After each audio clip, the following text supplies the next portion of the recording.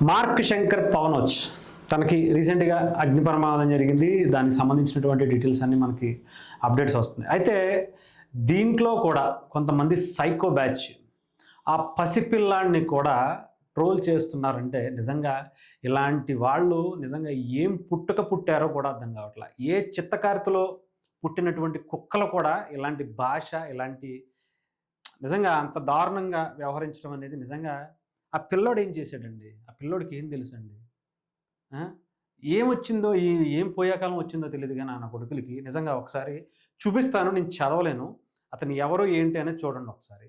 ఇతను రాయల్స్ రాజు 123 అని చెప్పేసి ట్విట్టర్‌లో దీనికొక అకౌంట్ ఉంది. ఇది అల్లు అర్జున్ బొమ్మ యేసుకున్నాడు. లేదంటే నాకు తెలిసి డెఫినిట్‌గా వైఎస్ఆర్‌సీపీ ఇతన్ని అల్లు అర్జున్ ఫ్యాన్స్ ముసుగులో చేస్తున్నటువంటిదిగా నాకైతే అనిపిస్తా ఉంది. ఎందుకంటే ఇది 2000 ఇతను అకౌంట్ కూడా మీకు ఒకసారి చూపిస్తా. ఎందుకంటే ఇతను ఎప్పుడొచ్చింది, ఎప్పుడు పెట్టాడు, ఏంటి అనేది ఇదిగో అకౌంట్ ప్రెజెంట్ అయితే అటు బ్లాక్ చేసి పెట్టుకున్నాడు మొత్తం. ఇది ఆడి ప్రొఫైల్. 2024లో జాయిన్ అయ్యాడు. అల్లు అర్జున్ ఫ్యాన్‌గా ముసుగులో పెట్టుకొని వచ్చినటువంటి పరిస్థితి. ఇది వీడు అసలు నిజంగానే వీడికి అమ్మ, అక్క, చెల్లెళ్ళు ఎవరన్నా ఉన్నారో లేదో తెలీదు. అసలు వీడు మనిషేనా, ఊర కుక్క, రోడ్డు మీద పిచ్చి కుక్క అన్నట్టు అనిపిస్తుంది నాకైతే. ఆ పిల్లోడిని మార్క్ శంకర్ పవనోజ్‌ని అసలు ఎంత అసల పిల్లోడికి ఎటువంటి అన్యం, పుణ్యం, పాపం తెలీదు. పవన్ కళ్యాణ్ గారే అసలు ఆయన ఎవరిని ఒక్క మాట కూడా పల్లెత్తి గబుక్కున ఒక మాట అనరు.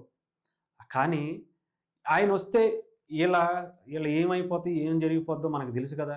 అందుకని ఆయన ఏదో ఒక విధంగా హింసించాలని ఆయనను తిట్టారు, ఆళ్ళ కూతురిని తిట్టారు, ఆయన భార్యను తిట్టారు, వాళ్ళ అమ్మని తిట్టారు, వాళ్ళ అన్నని తిట్టారు. అందరిని తిట్టుకుంటానే వచ్చారు. పసిపిల్లోడు ఏం చేసాడురా మిమ్మల్ని?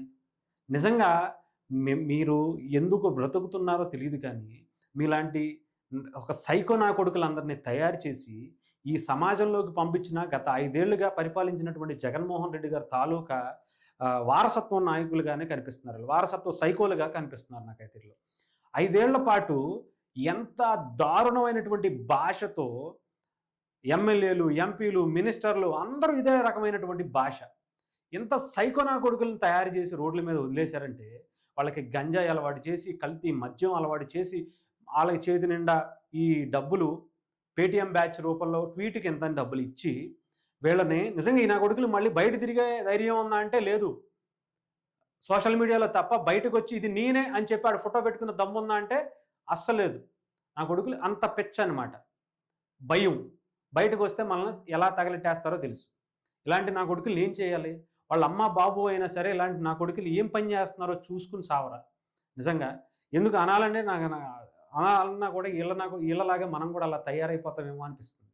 నిజంగా ఇలాంటి సైకో బ్యాచ్‌ని 5 ఏళ్ల పాటు రాష్ట్రంలో వదిలేశారు. అయిపోయింది. ఆ పార్టీ అధికారం కోల్పోయినా కూడా ఇంకా ఇలాంటి సైకో నా కొడుకులు ఇంకా బ్రతికే ఉన్నారు. ఇంకా రోడ్ల మీద ఇలాంటి ట్వీట్‌ల రూపంలోనో వాళ్ళకిచ్చి మేపుతున్నారు అంటే అసలు వాళ్ళనుకున్నటువంటి ఇంకొక ఆ సైకో నాయకుడు ఎవడో కానీ వాడు నిజంగా వాడికసల మనిషి పుట్టుక కూడా ఉండదేమో ఆడిది.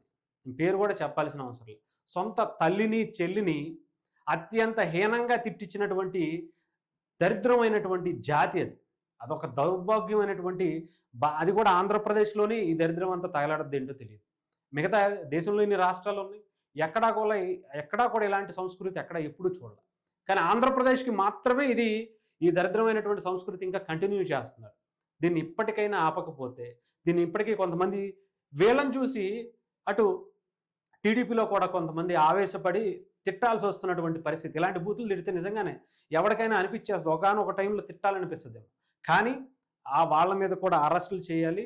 ఎవరినైనా సరే ఇలాంటి నా కొడుకుల్ని మాత్రం అస్సలు వదలకూడదు. ఇలాంటి సైకో బ్యాచ్ గాళ్ళని నిజంగా రోడ్డు మీదకి తీసుకొచ్చి ఏది 'చావా' సినిమాలో కోసేసి మన చెమ్మ మహారాజుకి పెడతారు కదా! అలాగా కోసి ఉప్పు చల్లి ఒక్కొక్కడిని ముక్కలుగా ఇలా కోస్తే అప్పుడు తెలుస్తది. ఇప్పుడు అనరా అమ్మ అని, అబ్బా అని ఇంకొకడిని తిట్టరా అని చెప్పి ఇప్పుడు ఒక ₹50 ఇస్తామని చెప్పి ఆ టైంలో ఇచ్చి పేటీఎం చేసి తిట్టమని చెప్పాలి నా కొడుకుల్ని. అలాంటి చేస్తే తప్ప ఇవి ఆగేటువంటి పరిస్థితి లేదు. కనీసం ఏ ఒక్కడికైనా సరే అలాంటి శిక్షలు పడాలి. ఇంకా ఈళ్ళేమీ చేయలేరు, మమ్మల్ని ఏమీ చేయలేరు అనుకుని ఈళ్ళ విర్రవీగిపోయే తనాన్ని ఎవడాపుతారా అని నాకైతే ఆలోచిస్తుంటే అర్థం కావట్లేదు. కానీ నిజంగా ఆ పిల్లోడిని కూడా ఆళ్ళ కుటుంబాన్ని ఎవడు అంతకుముందు డైరెక్టర్‌గా, డైరెక్టర్‌గా ఉన్నటువంటి పోసాని కృష్ణమురళి అనే ఒక సైకో అత్యంత హీనమైనటువంటి భాష మాట్లాడుతూ, ఇంకా అలాంటి వ్యక్తుల్ని కూడా వెనకేసుకొని తిప్పుకుంటూ, ఇలాంటి ఈ వ్యక్తి ఇది అసలు మనిషే కాదు ఇది. ఇది మనిషి పుట్టకే కాదు ఇది. ఇలాంటి వ్యక్తుల్ని తీసుకొని ఏ వీళ్ళందరూ కూడా రోడ్ల మీదకి పంపించేసి గత 5 ఏళ్లుగా ఎంత దారుణమైనటువంటి పోస్టులు పెట్టించారో మనందరికీ తెలుసు. సాక్షాత్తు జగన్మోహన్ రెడ్డి గారి తల్లి శీలాన్నే శంకించినటువంటి ఘనత, అది కూడా జగన్మోహన్ రెడ్డి గారి ఇంట్లోనే పెట్టుకుని మేపుతున్నటువంటి వర్రా రవీందర్ రెడ్డి అనే వ్యక్తి మాట్లాడినటువంటి భాషకి ఏమీ లేదు. సొంత చెల్లెల్ని ఎంత దారుణంగా బూతులతో ఆ అమ్మాయిని కూడా ఆవిడని కూడా మాట్లాడినటువంటి పరిస్థితి.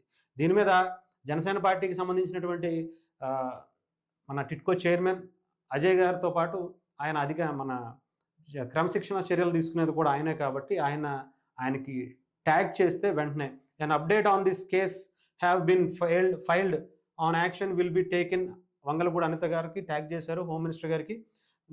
వంగలపూడి అనిత గారు is monitoring this we will keep quite any more. ఇలాంటివి మళ్ళీ చేయకుండా చూస్తామని చెబుతున్నారు, కానీ అవ్వట్లేదు. ఇలాంటి విష సంస్కృతిని కంటిన్యూ చేయకుండా ఉండేలాగా శిక్షలు పడేలా చెయ్యండి.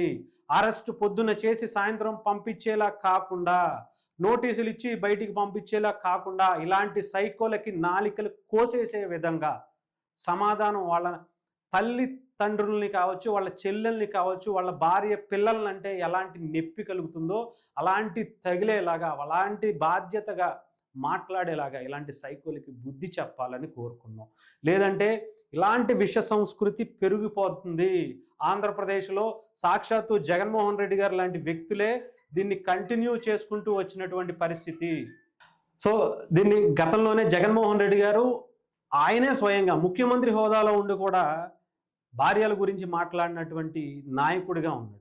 ఇంకా వాళ్ళ మంత్రులకైతే లెక్కనే లేదు. బూతులకి ఆంధ్రప్రదేశ్ని బ్రాండ్ అంబాసిడర్గా చేశారు దేశం ప్రపంచంలో. అలాంటి నాయకులు కింద ఉన్నటువంటి సైకో బ్యాచ్ ఎలా తయారవుతారంటే మనం ఏం చెప్పగలుగుతాం?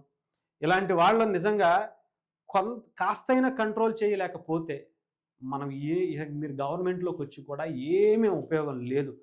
ఇంకా మీరు కూడా అలాగే తయారైపోతే ఇంకేం చేయలేం. దీన్ని ఇప్పటితో అయినా సరే ఆపేలా చేయండి.